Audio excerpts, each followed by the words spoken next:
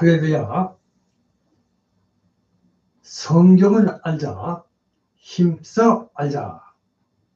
바이블 파노라마. 하나님의 통치, 나라와 그분의 계획을 깨닫는 여정. 사무엘상, 사무엘하, 열왕기상, 열왕기하. 이렇게 해서 오늘은 열왕기하입니다. 말씀은 열왕기하 17장 7절에서 8절까지의 말씀이 되겠습니다. 먼저 제 어린 시절 한 이야기를 말씀을 드리겠습니다. 할머니의 마음을 읽는 필사의 시간이라는 제목입니다.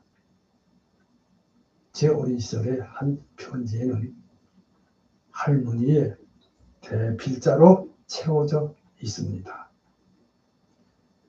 저희 할머니께서 고모들을 비롯한 일가 친척들에게 전하고 싶으신 말씀을 글로 옮겨 적는 것입니다. 저의 역할은 단순한 속기가 아니라 할머니의 부수를 토시 하나 틀리지 않게 받아 쓰는 대신 그 말씀 속에 담긴 깊은 뜻과 진심을 포착하여 읽기 편한 문어체로 정갈하게 옮겨 적는 작업이었습니다. 일종의 정서 통역과 같았습니다.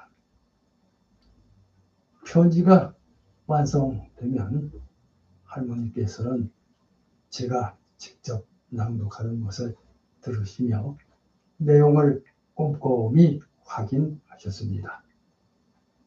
혹여 빠진 내용은 없는지, 어조가 적절한지 살피신 후 보충과 보완을 지시하셨고 최종적으로 만족하시면 이제 비로소 승인해 주셨습니다. 그래 이 모든 과정이 끝난 편지에는 언제나 에미로부터라는 할머니의 서명이 결론을 맺었습니다. 그래요. 물론 이 서명도 사실은 제가 썼습니다. 자, 받은 분은 비록 글씨가 손주인 저의 글씨임을 알았지만 그 편지는 의심할 여지 없이 할머니의 진실한 마음이 담긴 친서로 받아들여졌습니다. 예, 대필자인 저의 필체를 넘어 할머니의 목소리가 온전히 살아 숨쉬는 귀한 글로 이해되었던 것입니다. 특히 저의 고모께서는 이 소신을 어머니의 분신처럼 귀하게 간직하셨습니다. 할머니가 그리울 때마다 주머니에서 꺼내 읽으시며 때로는 눈물을 훔치고 때로는 환하게 우시렸다는 이야기를 훗날 들었습니다.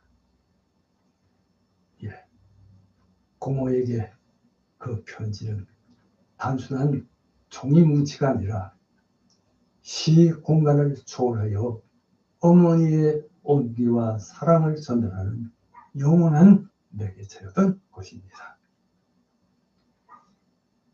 자, 이 경험은 훗날 저에게 있어서 성경의 진리를 깨닫게 하는 통로가 되었습니다. 그래요. 인간의 눈으로 볼 수도 만질 수도 귀로 들을 수도 없는 무한하신 하나님과 그분의 뜻을 유한한 인간이라는 필자의 언어와 역사를 통해 글로 표기한 하나님의 친서입니다.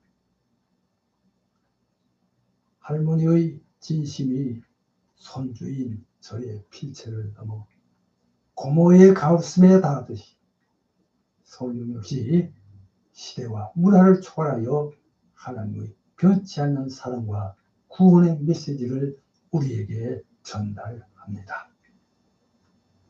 그 안에서 우리는 활자의 껍데기가 아닌 살아있는 감정과 의미를 통해 보이지 않는 하나님을 가장 현실적이고 감동적인 방법으로 만나게 됩니다. 자,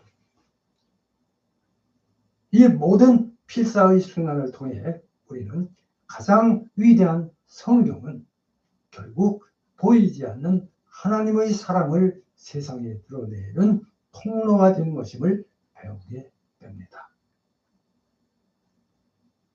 열왕기 강해, 오늘 강의하는 이 열왕기 하는 열왕기 상과 이어지는 하나의 이야기입니다.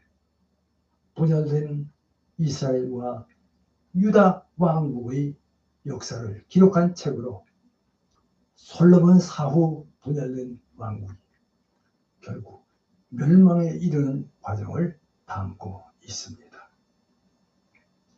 결국 북왕국은 아수르, 남왕국은 바벨론에 의해 멸망하고 포로로 끌려가는 흐름을 보여주므로 하나님의 말씀에 순종하느냐 아니면 불순종하느냐, 이에 따른 국가의 운명을 보여줍니다. 이렇게 열왕기 한 역사를 통해 오늘날 우리에게 신앙의 본질과 공동체의 방향성을 되묻는 매우 귀중한 기록입니다. 따라서 오늘 이제 이 열왕기상 전체를 요약하여 강해합니다. 열왕기하 심판의 역사를 통해 배우는 하나님의 공의, 북이스라엘과 남유다의 몰약 시작합니다. 열왕기하 17장 7절에서 8절입니다. 제가 읽겠습니다. 열왕기하 17장 7절 8절까지입니다. 이 일은 이스라엘 자손이 자기를 애굽 땅에서 인도하여 내사 애굽의 왕 바로의 손에서 벗어나게 하신 그 하나님 여호와께 죄를 범하고 또 다른 신들을 경외하며 여호와께서 이스라엘 자손 앞에서 쫓아내신 이방 사람의 규례와 이스라엘 여러 왕이 세운 율례를 행하였습니다. 열왕기하 17장 7절에서 8절까지의 말씀입니다. 분열 왕국의 비극적 결말, 열왕기하 시작합니다. 여러분, 오늘은 구약 성경의 12번째 책인 열왕기하를 강의하고자 합니다.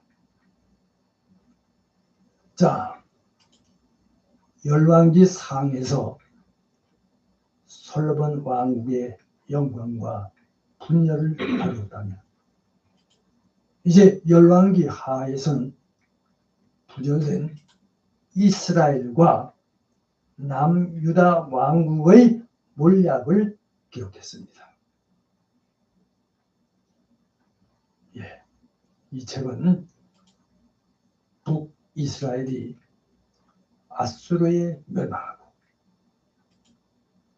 남유다가 바벨론에게 멸망하여 하나님의 백성이 이방 땅으로 포로로 끌려가는 비극적인 역사를 담고 있습니다.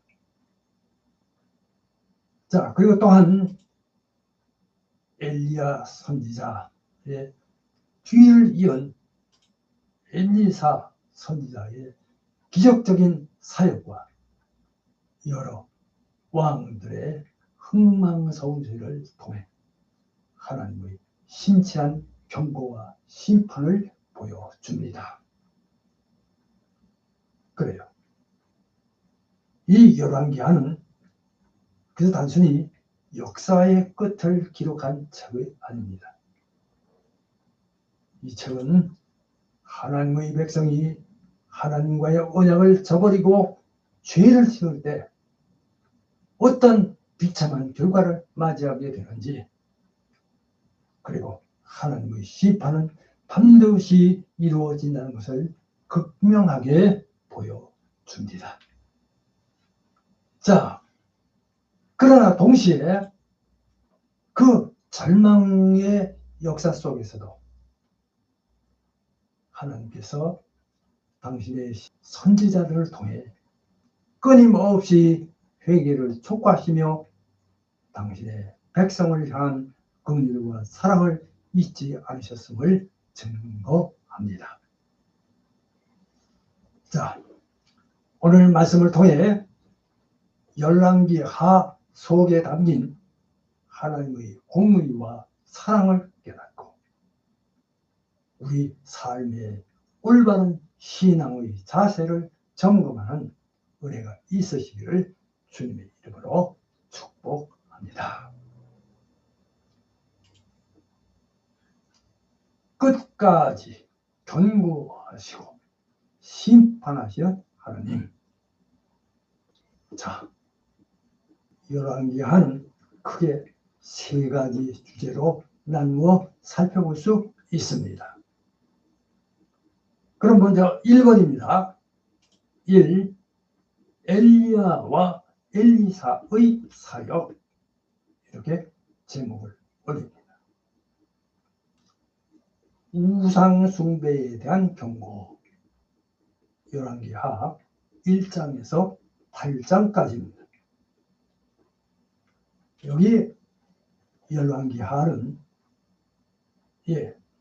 엘리야 선지자가 하늘로 올려지고 그의 뒤를 이어 엘리사 선지자가 사명을 받는 이야기로 시작됩니다. 이제 엘리사는 엘리야보다 훨씬 더 많은 기적을 행하며 하나님의 능력을 드러냈습니다. 그래요. 그는 요단강을 가르고 엘리야의 겉옷으로 물을 치는 기적을 행하였습니다. 또한 나만 장군의 나병, 그 무서운 나병을 고치고 길갈에서 독이 든 국을 해독하며 죽은 아이를 살리는 등 매우 다양한 기적들을 통해 하나님이 살아계심을 증거했습니다. 할렐루야.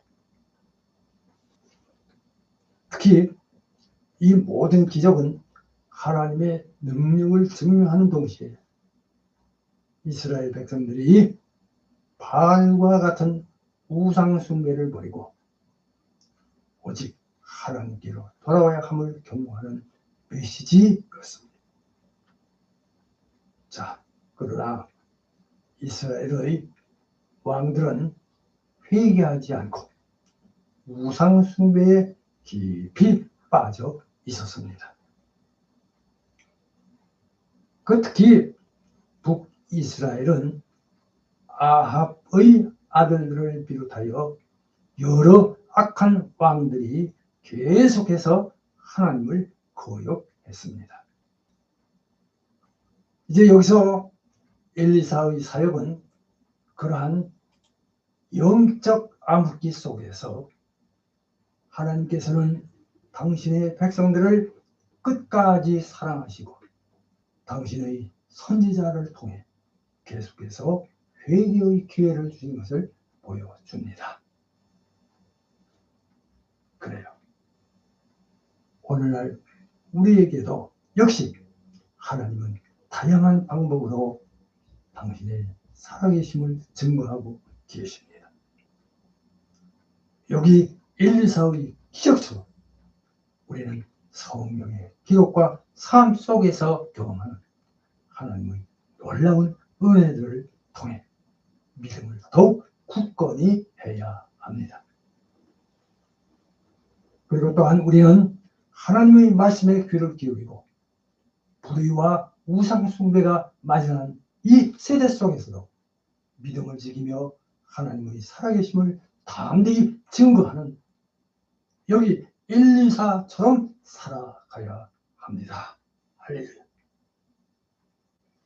자, 여기까지고요. 이어서 이제 두 번째입니다. 이 북이스라엘의 멸망과 그 원인, 이렇게 제목을 올립니다. 불순종의 종착역, 열왕기하 9장에서 17장까지입니다. 자, 이제 열왕기하의 중반부는 북이스라엘 왕국의 멸망 과정을 집중적으로 다룹니다. 자, 여기 예후는 하나님의 명령을 받아 아합의 집안을 멸하고 바알 숭배를 건절하기는 했지만 그도 역시 여로보암이 세운 금송아지 우상을 버리지 않았습니다. 이후 북이스라엘의 왕들은 모두 여호와 보시기에 악을 행하였으며 극심한 혼란과 반역, 정치적 암투가 계속 끊이지 않았습니다. 결국 북이스라엘은 아수르의 침략을 받아 기원전 722년에 완전히 멸망합니다. 성경은 북이스라엘이 멸망한 이유를 아주 분명하게 밝힙니다. 자, 열왕기하 17장 7절에서 8절까지입니다. 제가 읽겠습니다. 열왕기하 17장 7절. 이 일은 이스라엘 자손이 자기를 애굽 땅에서 인도하여 내사 애굽의 왕 바로의 손에서 벗어나게 하신 그들의 하나님 여호와께 죄를 범하고 또 다른 신들을 경외하며 여호와께서 이스라엘 자손 앞에서 쫓아내신 이방 사람의 규례와 이스라엘 여러 왕이 세운 윤리를 행하였으리라. 열왕기하 17장 7절에서 8절까지입니다. 그래요. 그렇습니다. 그들은 하나님과의 언약을 버리고 우상을 섬겼습니다. 하나님의 말씀을 듣지 않고 자기 소견에 옳은 대로 행하였습니다. 이들의 멸망은 하나님의 언약에 대한 불순종의 필연적인 결과였습니다. 그래요. 이 북이스라엘의 멸망은 우리에게 죄의 결과가 얼마나 무서운지를 보여줍니다. 자, 우리는 우리의 영적 출애굽을 이루신 하나님을 잊고 세상의 우상과 가치관을 따를 때 영적인 멸망을 피할 수 없음을 깨달아야 합니다. 하나님의 말씀에 대한 순종은 선택사항이 아니라 우리 삶의 생명과 직결된 문제임을 기억해야 합니다. 이어서 이제 세 번째입니다. 3. 남유다의 몰약. 이렇게 제목을 올립니다. 요시야의 개혁과 바벨론 포로. 열왕기하 18장에서 25장까지입니다.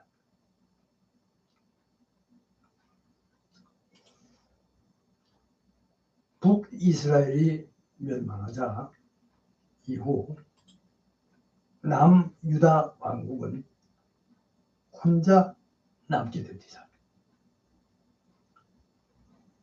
여기 남유다의 여러 왕들 중에는 히스기야와 요시야처럼 하나님을 경외하며 개혁을 시도했던 왕들도 있었습니다. 특히 히스기야는 아수르의 침략 앞에서 하나님께 간절히 기도하여 하나님의 기적적인 구원을 경험했고, 또 여기 요시야는 율법책을 발견한 후 온 백성과 더불어 종교 개혁을 일으켜 우상을 파하고 하나님의 언약을 갱신했습니다. 자, 그러나 이스라엘 백성은 이미 너무너무 깊이 죄에 물들어 있었고, 이 개혁들은 거의 오래가지 못했습니다. 결국 요시야 왕 사후 남유다는 타락의 길을 걸어도 하나님의 진노를 샀습니다. 결국 남유다는 당시 매우 강력한 신흥 제국인 바벨론의 침략을 3번에 거쳐 받게 됩니다.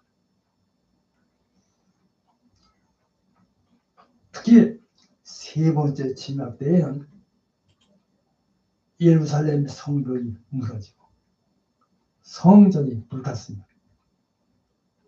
시드기야 왕은 눈이 뽑히고 백성들은 포로로 끌려가는 매우 비참한 최후를 맞이합니다. 그래요. 여기 이 남유다의 역사는 오늘날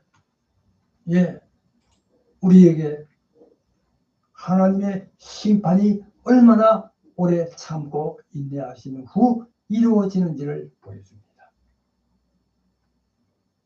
하나님은 당신의 백성들에게 끊임없이 기회를 주시고 회개를 촉구하셨습니다. 그러나 인간의 완악함은 결국 하나님의 심판을 불러왔습니다. 자, 우리에게 회개의 기회가 주어졌을 때 지체하지 말고 하나님께로 돌아가야만 합니다. 세상의 어떤 힘과 권세도 하나님의 심판 앞에서는 그야말로 무력함을 기억하며 오직 하나님만을 의지해야 합니다. 자, 이제 결론입니다. 결론. 역사 속에서 배우는 하나님의 공의, 오늘의 결론입니다. 여러분, 지금 이 열왕기하는 이스라엘이라는 한 민족이 하나님의 언약을 버리고 불순종함으로써 어떻게 멸망의 길을 걸어가는지를 생생하게 보여줍니다. 자, 이 책 열왕기하는 하나님의 심판이 얼마나 준엄하고 공의로운지를 강조하지만 그와 동시에 그 모든 심판의 역사 속에서조차 당신의 백성을 향한 긍휼과 사랑을 결코 절대로 포기하지 않으셨음을 증거합니다. 자, 여기 열왕기 하의 핵심 메시지는 바로 순종의 결과 하나님의 공의로운 심판 그리고 하나님의 신실하심입니다. 그래요.